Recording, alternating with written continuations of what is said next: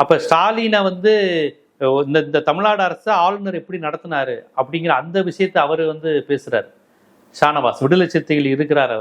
அவர் வந்து விஜயை பார்த்து கேட்கிறார், இந்த ஆளுநர் ஸ்டாலினை எப்படி நடத்தினாரு, தமிழ்நாடு அரசை எவ்வளவு இழிவாக நடத்தினாரு, அப்போ வந்து விஜய் என்ன பண்ணாரு, விஜய் என்ன கருத்து சொன்னாரு அப்படிங்கிற கேள்வியை கேட்கிறார். ரோஹிணி அதான் கேட்கிறாங்க. நம்ம போய் நம்ம தத்துவம் கருத்தியல்னா, ஏற்கனவே கரூர் சம்பவத்துல ரோஹிணி கடுமையான கருத்து போட்டிருந்தாங்க. என்ன பொறுப்பில்லாத தனம், இவ்வளவு பெரிய சம்பவம், எவ்வளவு அலட்சியமா இருந்தாருன்னு நடிகர் விஜயினுடைய அரசியல் குறித்து தொடர்ச்சியாக ஒரு இடதுசாரி பார்வையிலிருந்து கருத்துக்களை தெரிவிப்பவர் எழுத்தாளர், சிந்தனையாளர், நடிகை ரோஹிணி அவர்கள்.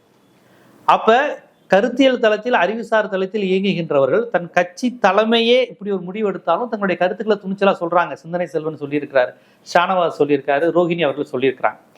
இப்ப அவங்க ஆதரவு தரட்டும், தராம போட்டோம், அமைச்சரவையில பங்கு பெறட்டும், என்ன வேணாலும் நடக்கட்டும், திருச்சி கிழக்குல அவரை நிக்க வச்சு நீங்க திருமாவளவனை சிஎம் ஆக்குவீங்களா அப்படிங்கிற கேள்வியெல்லாம் வருது. ஏன்னா ஆதவர்ஜுனா ஏதோ திமுக தலித்துகளுக்கு ஒன்றும் செய்யறாரு, ஏன் இப்ப திருமாவளவனை முதலமைச்சராக வேண்டியதானே?